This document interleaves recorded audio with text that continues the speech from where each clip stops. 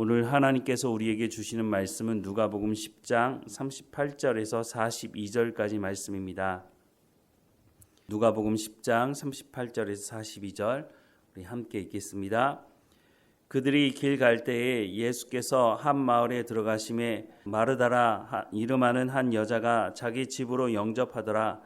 그에게 마리아라 하는 동생이 있어 주의 발치에 앉아 그의 말씀을 듣더니 마르다는 준비하는 일이 많아 마음이 분주한지라 예수께 나아가 이르되 주여 내 동생이 나 혼자 일하게 두는 것을 생각하지 아니하시나이까. 그를 명하사 나를 도와주라 하소서.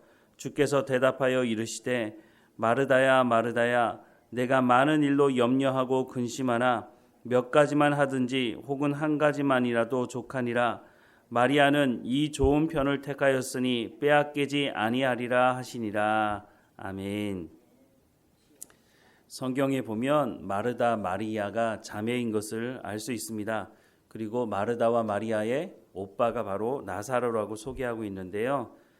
요한복음 11장 1절부터 3절 말씀에 보면 어떤 병든자가 있으니 이는 마리아와 그의 자매 마르다의 마을 베다니에 사는 나사로라.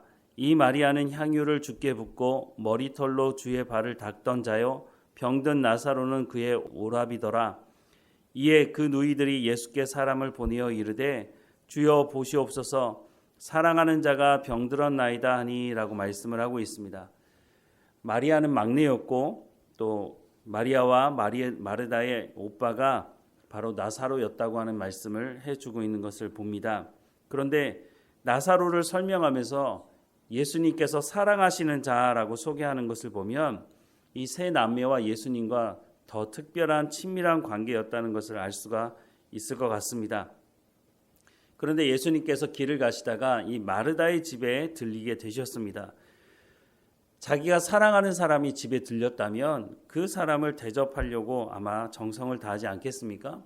마르다의 마음이 그러했던 것을 알 수가 있는데요.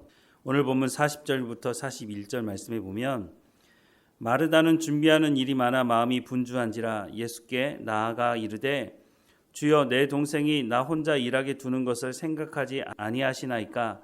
그를 명하사 나를 도와주라 하소서. 주께서 대답하여 이르시되 마르다야 마르다야 내가 많은 일로 염려하고 근심하나라고 많은 말씀을 하고 있습니다. 마르다 입장에서는 예수님을 정말 잘 극진히 대접하고 싶어하는 마음이 있었던 것으로 보여집니다. 그런데 아무리 극진히 대접하고 싶다 할지라도 아마 준비하는 사람의 입장에서는 아쉬운 마음이 없지 않았을까 하는 생각을 합니다.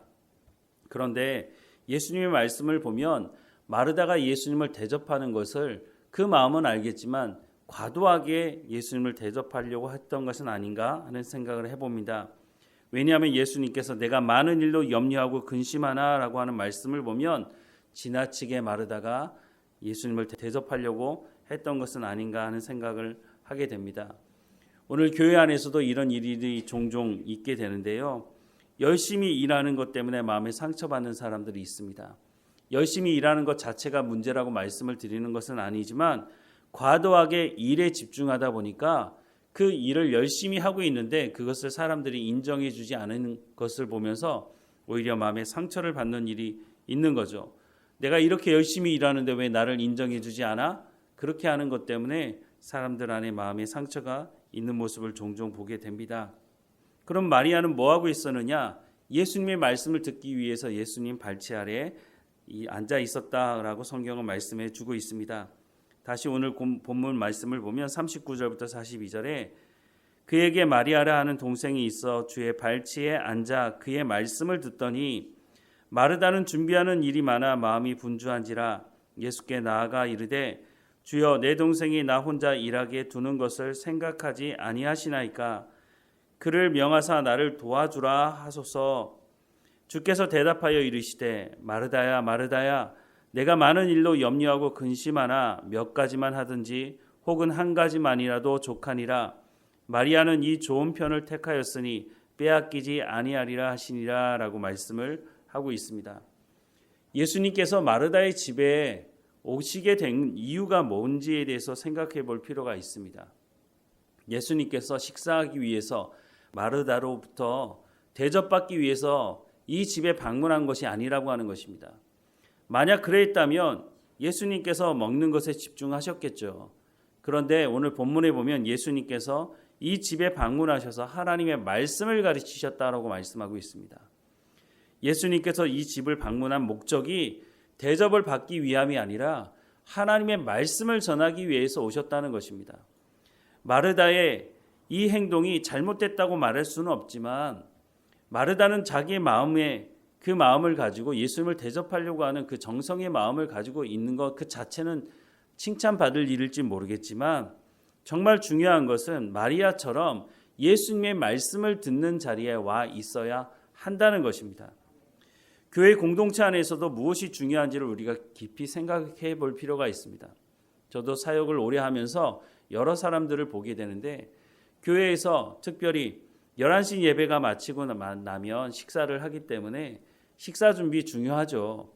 그런데 예배가 마치기도 전에 식사 준비한다고 예배 중간에 나가시는 분들이 있습니다.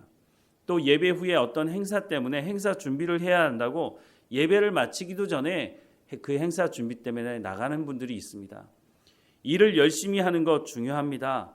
하지만 예배보다 그 어떤 것도 중요하지 않다는 것을 우리가 잊어버려서는 안 된다고 하는 것입니다. 덜 먹더라도 행사를 잘 완벽하게 하지 못하더라도 우리가 집중해야 하는 것은 하나님의 말씀을 듣고 하나님을 예배하는 것이라는 것입니다. 그런데 오늘 교회의 모습을 보면 하나님의 말씀을 듣지 않고 하나님 말씀에 순종하지 않더라도 열심히 일하는 사람들이 항정직이 되고 열심히 일하는 사람들이 사람들로부터 믿음이 좋다고 평가를 받고 있지 않습니까?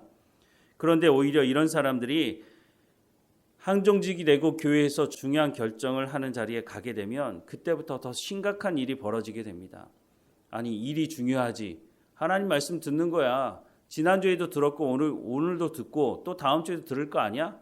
그런데 행사는 오늘 해야 하는 것이니까 행사가 더 중요하지라고 생각하면서 행사에 집중하는 사람들 때문에 교회의 본질이 흐려지는 모습을 보게 된다는 것입니다. 예수님은 우리에게 업적을 요구하고 있는 것이 아닙니다. 예수님은 우리에게 더 많은 대접을 잘 하라고 말씀하고 있는 것이 아니라 하나님의 말씀을 듣고 순종하라고 말씀하고 있습니다.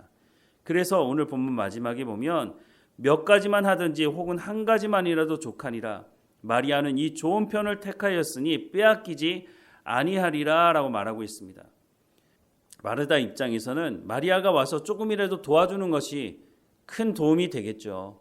하지만 정말 중요한 것은 하나님의 말씀을 듣고 순종하는 것이 중요한 것이라고 하는 것을 예수님께서 분명히 말씀하고 있고 또 예수님께서 마르다에게도 너 그렇게 분주하게 근심하고 걱정할 게 뭐냐. 내가 하나님 말씀 전하러 왔는데 하나님 말씀을 듣는 것이 네 삶에 가장 중요한 것이다 라고 하는 것을 이것은 빼앗길 수 없는 것이니 너도 빼앗기지 말라고 예수님께서 말씀해 주고 있는 것입니다. 교회 안에서 가장 중요한 것은 하나님을 예배하는 것이고 그 예배의 핵심은 하나님의 말씀을 듣고 우리의 삶의 현장에서 순종하는 것입니다. 우리가 왜 신앙생활을 해야 하는지에 대해서 착각하고 또 잃어버리지 않도록 우리가 이 말씀을 다시 한번 마음에 새겨야 할 것입니다. 하나님은 예수님을 이 땅에 보내신 것이 하나님 말씀을 전하기 위해서 보내셨다고 하는 것을 말씀해 주고 있습니다. 우리가 신앙생활 하는 데 있어서도 가장 중요한 것이 일하지 말라는 것이 아니라 열심을 내지 말라는 것이 아니라 우리가 하나님의 말씀을 듣고 순종하는 일에 집중하게 되면 그 누구보다도 헌신하게 되어 있습니다. 헌신해라 헌신하지 말아라 말할 필요가 없는 것이죠. 하나님의 말씀을 듣고 순종하는 사람이 헌신하지 않을 일이 없는 것입니다. 그러니 하나님의 말씀을 전하는 일에 집중해야 하고 성도들은 하나님의 말씀을 듣는 일에 순종하며 살아가는 일에 집중해야 하는 것이 우리의 신앙생활의 핵심이라고 하는 것을 기억해야 할 것입니다. 일 중요하지 않다는 얘기 아닙니다. 하지만 일보다 예배가 우선이 되어야 하고 일보다 하나님 말씀 듣고 순종하는 일이 더 우선순위에 있어야 한다는 것을 우리가 반드시 기억해야 할 것입니다. 주님 주시는 힘으로 일하고 주님 주시는 능력으로 우리가 일해야 할 것입니다. 오늘도 하나님께서 맡겨주신 모든 일에 충성을 다하며 하나님 앞에 칭찬 듣는 우리의 삶이 되기를 주님의 이름으로 축원합니다. 기도하겠습니다. 사랑하는 하나님, 우리가 교회 일을 섬기다가 우리도 마르다와 같은 자리에 서 있지 않은지 우리의 삶을 돌아보게 하옵소서.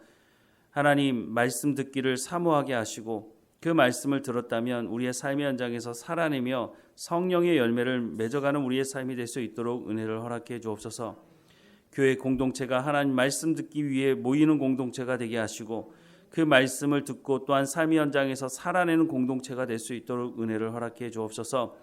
말씀을 전하는 제게도 성령의 충만함으로 하나님 말씀을 대언하게 하시고 모든 성도들이 말씀 듣기를 사모하며 모여서 하나님을 예배하는 공동체, 감사의 예배를 드리는 공동체가 될 수 있도록 하나님 인도해 주옵소서. 말씀 듣기를 사모하는 우리의 삶을 통해서 우리가 또한 복음을 증거하는 삶을 살아갈 수 있도록 우리가 소금의 맛을 내며 빛의 역할을 감당하는 우리의 삶이 될 수 있도록 우리의 삶의 현장에서 착한 행실을 통해서 선함을 통해서 하나님의 영광을 드러내는 삶이 될 수 있도록 은혜를 허락해 주옵소서. 하나님, 날마다 우리와 함께 하시고 우리를 인도하시니 우리 가운데 건강함도 허락해 주시며 늘 주님의 일을 감당할 수 있도록 우리 마음 가운데 성령의 충만함을 허락해 주옵소서.